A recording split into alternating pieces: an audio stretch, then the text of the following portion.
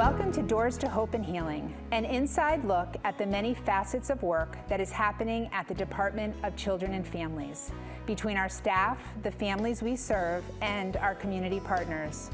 My name is Jaqueline Ford. I have had the honor of working for the department for almost 30 years.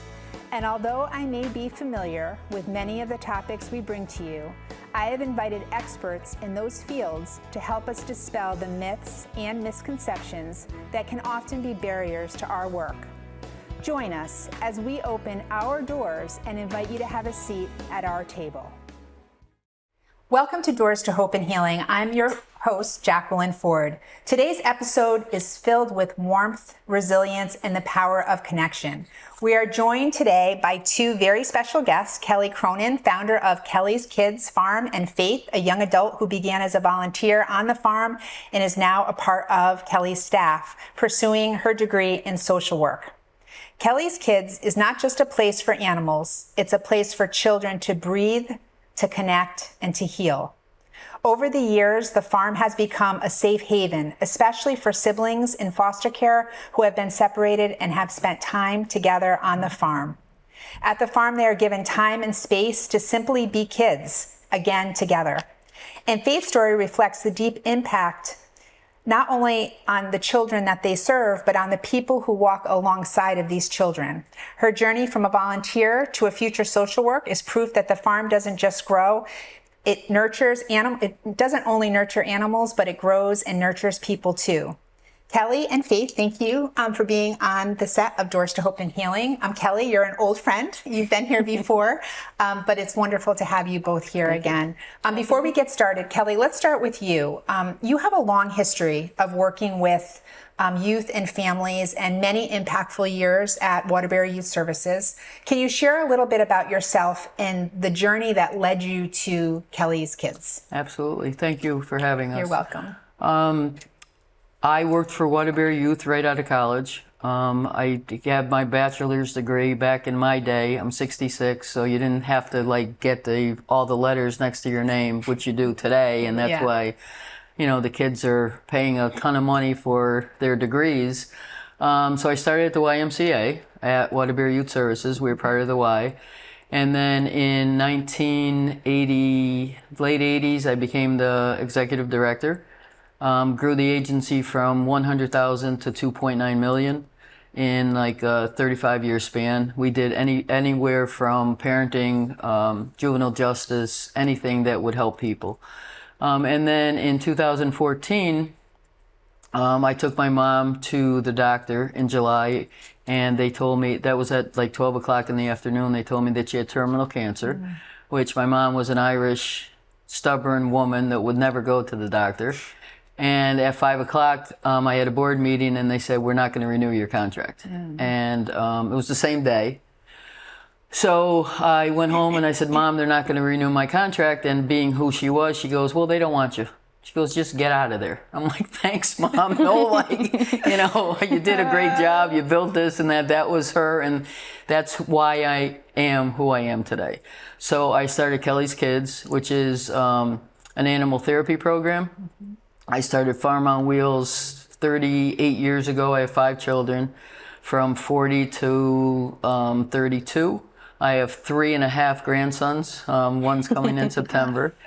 And so my passion is elderly, kids, animals, and people with disabilities. So it's not a job, it's like my life. So we had a facility, we had land across the street. We built it with our family from the ground up.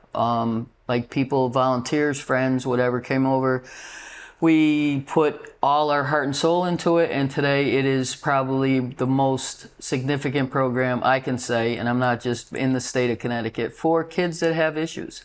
Most of our kids have tried traditional settings. YMCA's, Boys and Girls, which is fantastic. They're great programs, but these kids have come from, as you know, Jackie, they're just so damaged, and the structure is hard. So we have an agenda in the morning, which probably lasts about 30 seconds, and then we have to go with the flow. We got to recoup and figure out what are we going to do now, and We probably served from 2014, I'd say probably about 2,000 kids. Wow. And they stay like a long time. And DCF, I just have to give credit to that because I know that they get a lot of bad press. But I had a young boy that came to me at 9, and he just turned 18. Wow. So we're his life, you know. I mean, that's the only stability he's ever had. You know, he's gone from foster home to group home to psychiatric hospitals, but he always had the farm. And he's doing okay. You know, I mean, he's not doing great, but he's doing okay. And his stability was just us. And so that's what we decided to do. And Faith came in as an intern from high school. And I gave it the business, Kelly's Kids, to my daughter, Brady. She has her master's in her license in counseling. So she's taken it to the next step. I'm still involved, but I'm trying to, like, I have my grandbabies that you know, that's my heart and soul at this point. Well, I'm sure our viewers are saying they can't believe that you're 66. So I am let's just start there. You look 66. amazing. I feel it. Obviously, Every morning I feel it. the work is actually doing well for you because you look phenomenal. But I know that your heart and your your drive and your commitment to these kids has been forever. I've known you for almost 30 years, and I can tell you that you're unstoppable, and your resilience in every phase of your life. We know that animals are just therapeutic, right? Animals in general are therapeutic. When someone will let an animal into their life, the results of that bond and that animal connection is truly unlike anything I can explain.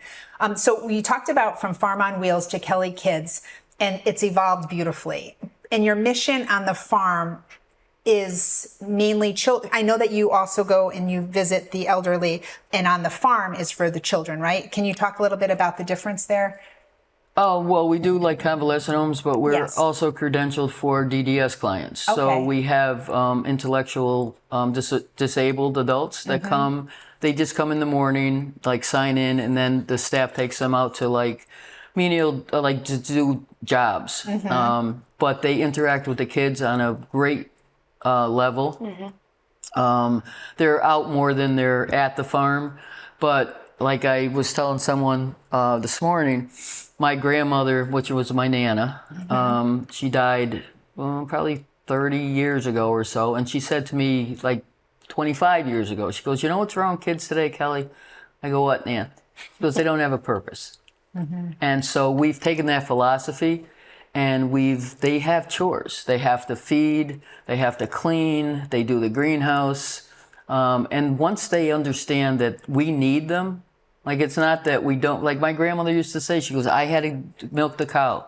My sister had to get the firewood. My brother had to get the water from the brook." Kids don't feel that today. They don't feel you need them. So once we instill that in them, like the pigs, I mean, it's been real hot the last couple of days. Gosh, it sure and it's has. like every hour, go check the water. And they'll look at you and they'll go like, "I don't want to."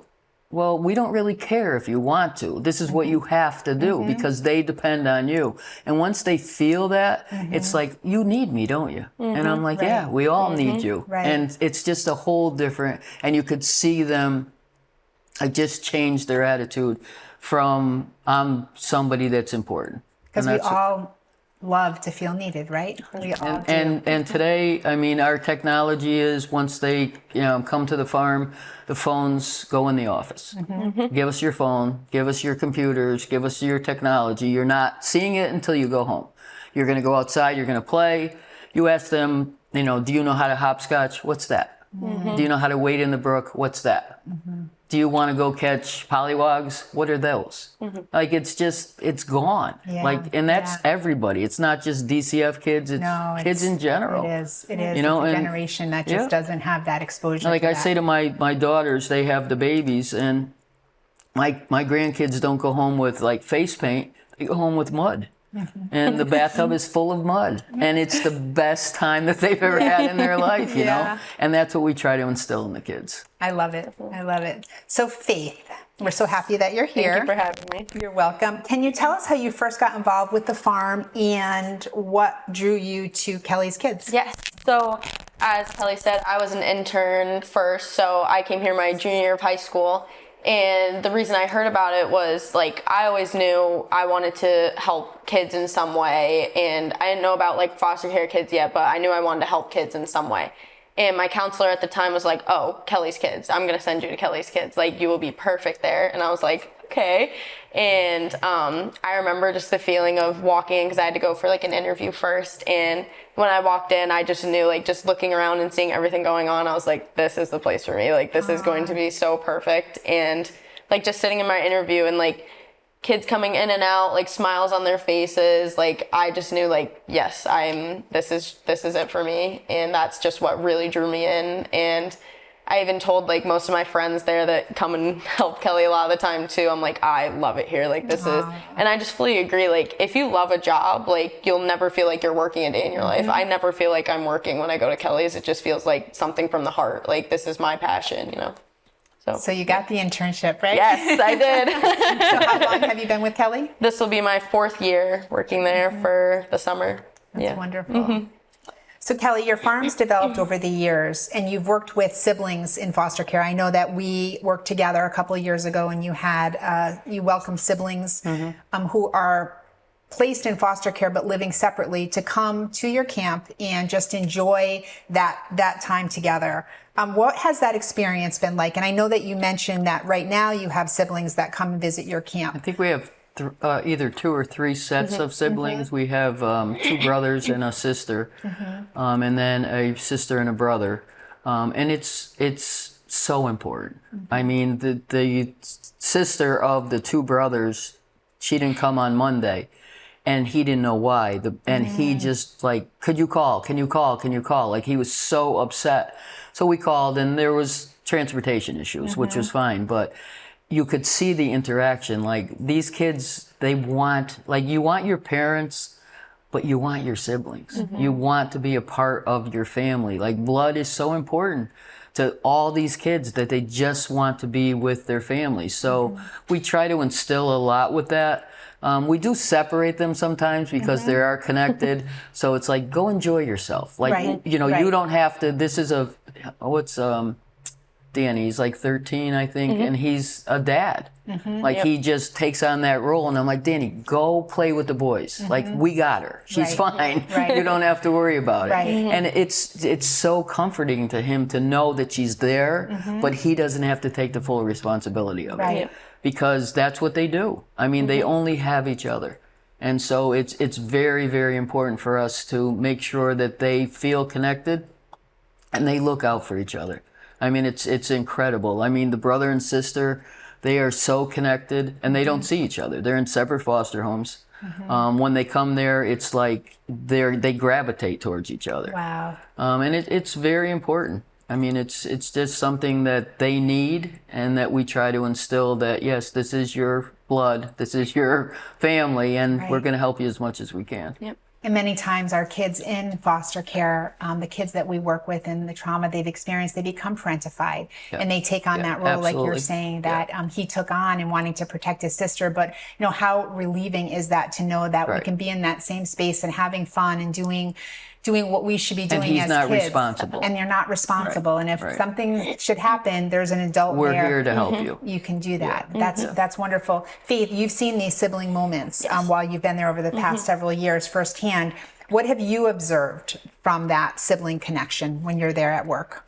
Honestly, like, I just think it's, like, such a beautiful thing when they're able to see each other, because it's like Kelly said, like, they're always worried about each other, because, like, being apart from your siblings, like, that's so hard. Like, Kelly and I were even saying out there, like, being apart from your parents is one thing, but your siblings, like, you're bonded with them for life, especially, like, so even today, like, one of the girls, she has a sister, and she was like, is someone in the back with my sister? Like, is my sister okay? Like, is she in the back? And you could just really tell that they truly just want to be with them all the time. And I just think it's so great that Kelly gives them the opportunity to be able to see each other in, like, the controlled setting. Like, it's almost like the perfect harmony. And yeah, seeing them interact with each other every day, like, it's honestly just so sweet. And like she was saying, like, Danny always protecting his sister, like, it's very like, sweet and awesome to see, you know. That's wonderful. what does a typical day look like at the farm for the kids? When they come, in the morning, even you do this during the school year as well. So it's not just after school. So let's start there. Let's start with the after school program. What does that typically look like? What's typical? I know. There is no typical, right? You kind of just go with the flow. The after school program, the kids usually get there around 1:32. We try to help them with homework. Nobody ever has homework. So we try to do a little bit of education with them. And then like snack time, they go outside, they interact, they play, they have chores, they have to do their chores.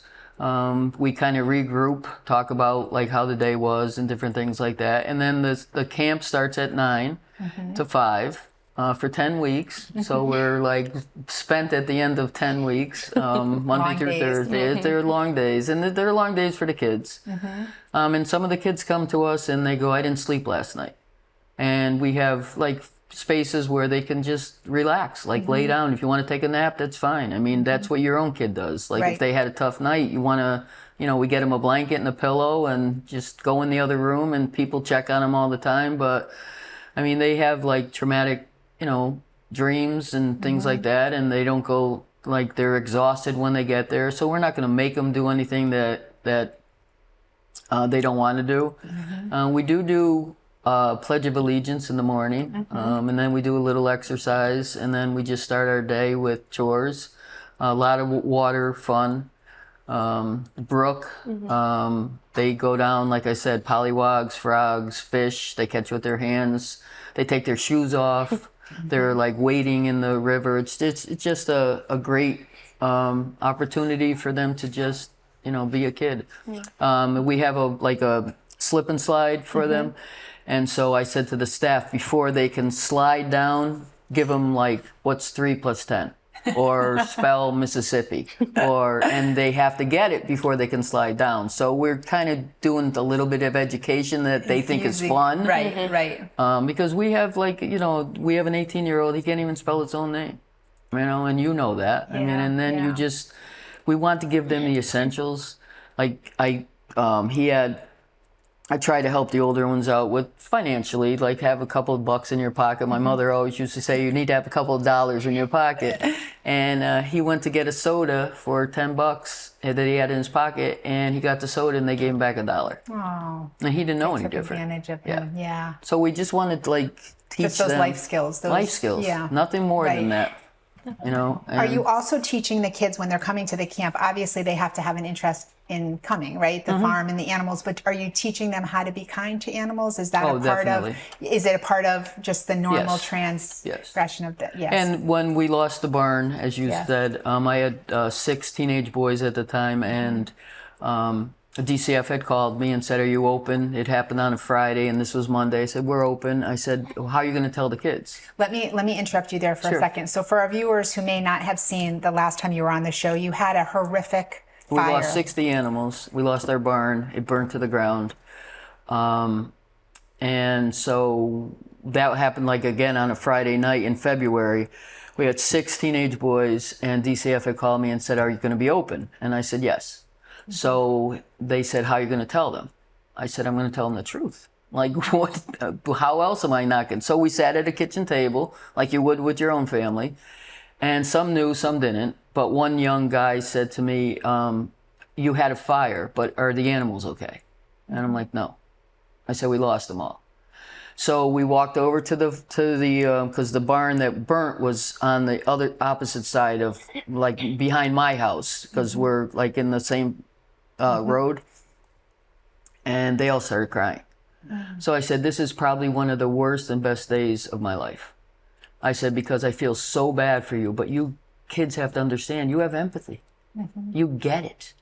You feel bad. You put up this barrier in life that you were going to be this pain in the neck type kid, because it's easier to be that than to be a kid that has feelings. Show your feelings. And that opened up so much for them that they were able to talk about things and say, I know, Kelly, I feel this. I'm sad. Well, you need to be sad, buddy, because it's sad, and we're not going to sugarcoat it. I mean, it's a horrible thing that happened. But don't be like, put this barrier up that you can't talk about what's going on in life. You can tell us and we can help you. And then you like go to the professional therapist and hopefully they get more out of them. But it's just like, they don't even know that we're helping them. It's How just therapeutic natural. that whole It's just experience natural. is. It's just natural. organic. It is. And just again, like, you know, we talked about a few moments ago, just the love of an animal and caring for those animals and just how devastating that was for all of you. It's still, it was terrible. But the kids, I mean, it was very powerful, you know, and it was a horrible thing that happened, but it made a lot of their lives a lot better. That they understood that it's okay to feel sad. It's okay to cry. It's okay that I have feelings inside of me. I don't have to be like with this wall and I can't tell you how I feel. So. And it brought a community together, and it did. It restored your faith in humankind by how everyone came to help you rebuild. No, it was crazy. We're going to have an open house in September because we're just about at the point where it looks beautiful. We have like different sheds now. So we have a baby shed, a teenager shed, and an elder shed. So all the different ages of your animals. I love that. Faith, as someone who helps guide these visits, what's your favorite part of the day at the farm? Ooh, that's a great question. I feel like my favorite part of the day is seeing how happy the kids are, because with this being my passion and understanding, like, since Kelly gave me the opportunity to be here, like, I understood and got to learn, like, how much, like, trauma these kids have and how they're, like, severely affected by it. And you can tell, like, with their traumatic past, like, for a problem that might seem like little to someone else is big for them, and they have big emotions from it. So learning like how to de-escalate them from the situation was something that was very important. And like, so being at camp, seeing like them be happy and like be able to express their emotions in a way that's like better for them, and like a way where they can understand what they're saying and how they're feeling. Just seeing them happy makes me happy, and being able to do the activities that they can't do like in their foster homes, or like if they're in respite or something, like the water slide or going to the brook, like that's something they enjoy so much. So seeing them do that is just so fun for me. Like, I love seeing them happy. And we get the word out there, and people have said to me in the past, like, I wish my kid knew how lucky they are. And I'm like, they shouldn't feel lucky. Like, every child should be loved. It's not luck. They just fell into a bad situation. And we try to explain to them, it's not your fault. You're a kid, you know? And I honestly can say, Jackie, I've never met a parent that did not want to be a good parent, but they don't know how. Like, you don't know what you're not taught. But I think that a program like yours is, you know, while DCF is working with the family, the parents, to help them strengthen and help them grow and help them, you know, manage whatever it is that brought their family to our attention, that we have programs like yours, so that while the families are working on rebuilding and getting their children back, which is always our main goal for our children to return back to their birth families, you're helping them to grow and to prosper and to feel loved and connected. And, you know, doing it through animals is just a no-brainer to me. Well, as you know, I mean, they want their family. And not to discard dads, but they want their moms.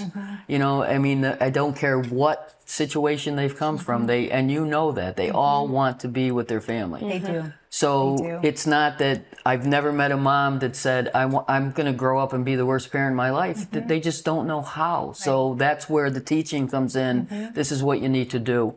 And the kids want to be there. So we do the best we can. And as we know, you know, mental health issues and substance abuse, there's domestic violence, there's all different things that interrupt that ability to be a good parent. But, you know, your program is helping these kids be happy while they're waiting to get back home.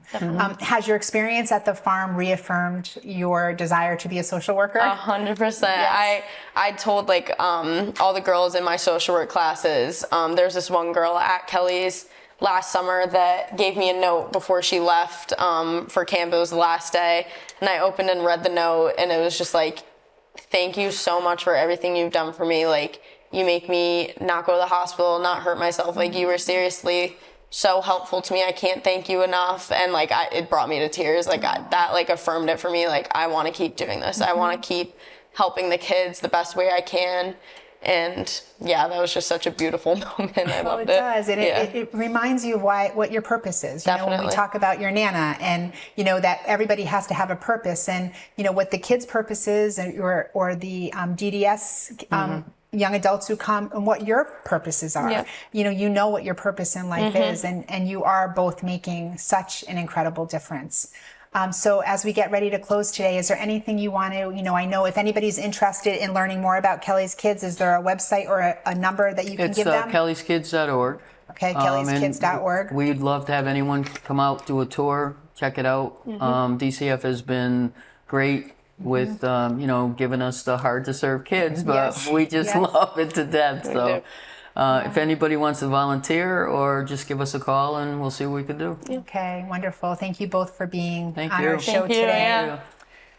What Kelly's Kids Farm is doing is more than just programming, it's peace building. It's offering safety and joy and connection to children who have known separation and uncertainty.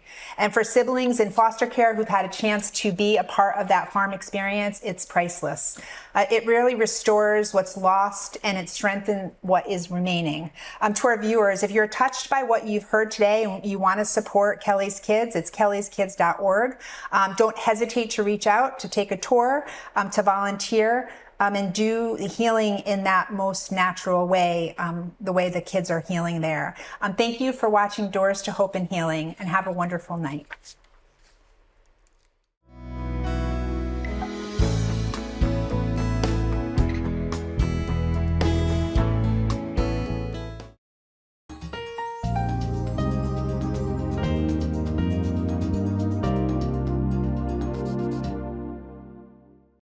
Nutmeg TV has been providing community television for over 30 years. We needed some studio upgrades, and Ion Bank believed in us.